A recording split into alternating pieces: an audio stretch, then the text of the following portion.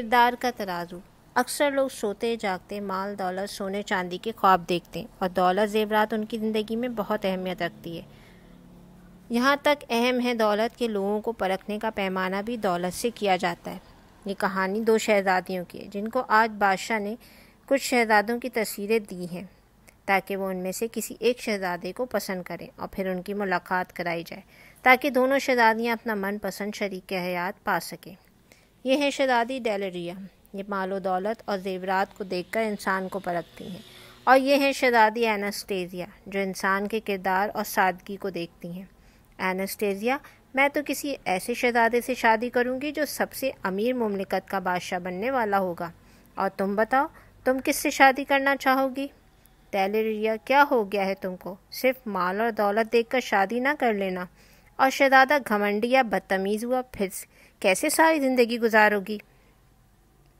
اسی وقت بادشاہ لسٹریٹ کمرے میں آتے ہیں۔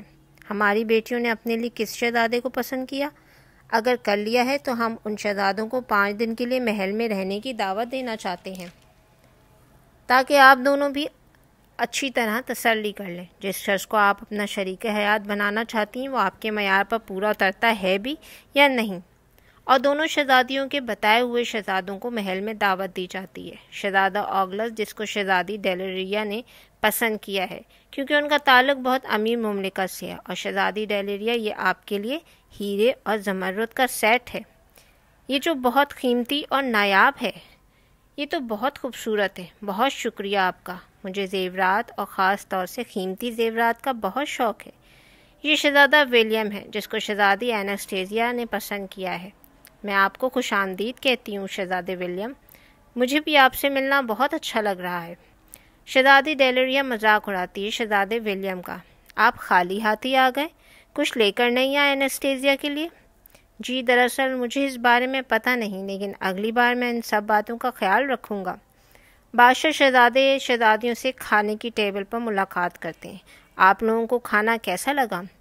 شہزادہ آگلس کہتے ہیں ہمارے ہاں تو مختلف ممالک کے پکوان پکتے ہیں، جیسے آسٹریلین، جرمن، چائنیز، اور ان سب پکوانوں کو پکانے کے لیے بہترین خانساماؤں کو نوکری دی گئی ہے۔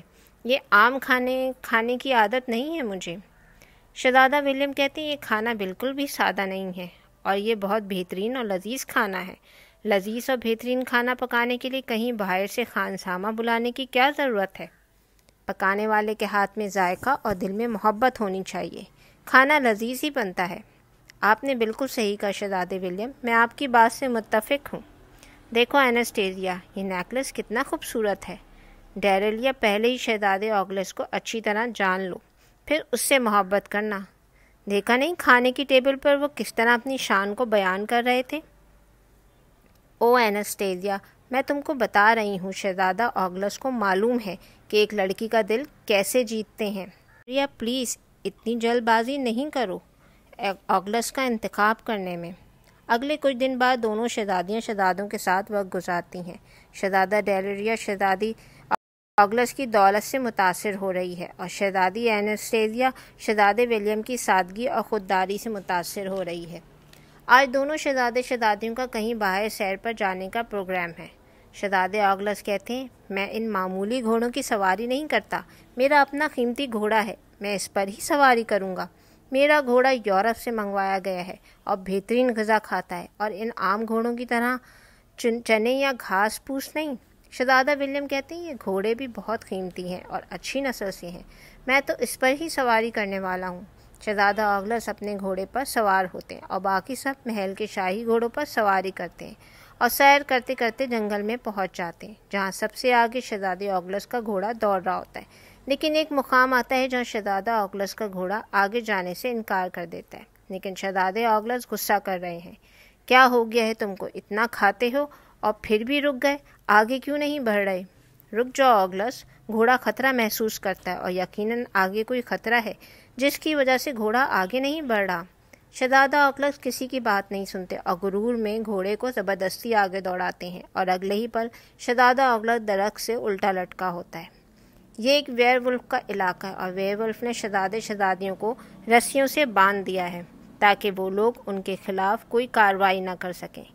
تم لوگوں نے ہمارے علاقے میں آنے کی جرت کی، اب ہم تم کو لوگوں کو زندہ نہیں چھوڑیں گے۔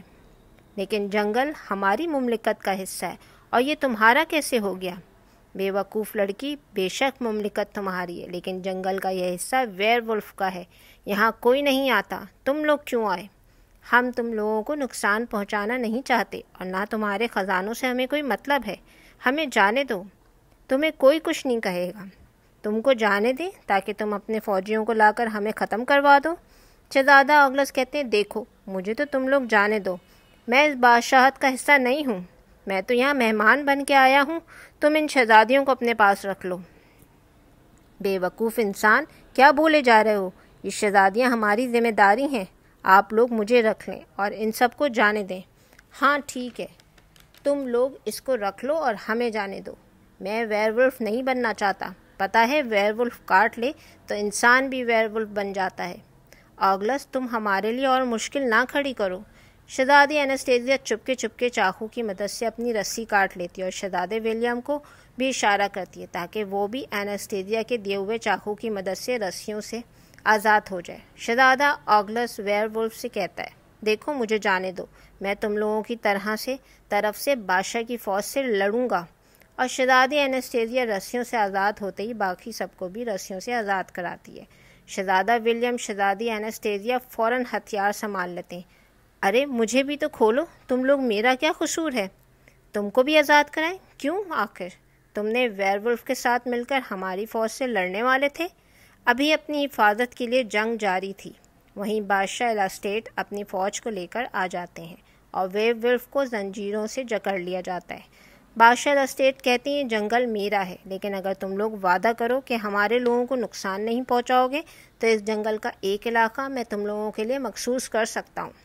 شہزادے ولیم کہتے ہیں اور اس علاقے کے ارد گرد 4 دیواری بھی بنائی جائے، ہم کسی کو نقصان نہیں پہنچاتے اس وقت تک جب تک کوئی ہمیں نقصان نہ پہنچائے، ہمیں آپ کی بات منظور ہے۔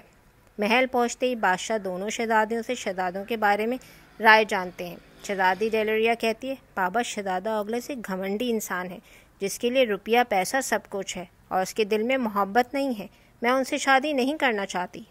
انستیزیا تم بالکل صحیح کہتی تھیں اور میں بہت غلط سوچ رہی تھی، لیکن اب مجھ کو سمجھ آ گیا ہے، ہم کو روپیہ اور دولت کے ترازو میں انسان کو نہیں پرکھنا۔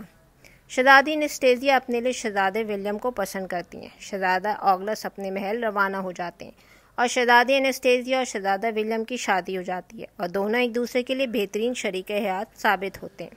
کچھ عرصے بعد ڈیلریا کو بھی اپنا من پسند شریک حیات مل جاتا ہے جو بہترین کردار کا مالک ہے۔ زندگی گزارنے کے لیے ہمیں روپیہ، پیسہ، مال، دولت سب چاہیے ہوتا ہے، لیکن اس کا مطلب یہ ہرگز نہیں کہ ہم انسان کو مال و دولت کے ترازو میں تولیں۔ ایک اچھے اور نیک انسان کا کردار اور اس کی عزت اس کے لیے سب سے بڑی دولت ہے۔ Thanks for watching.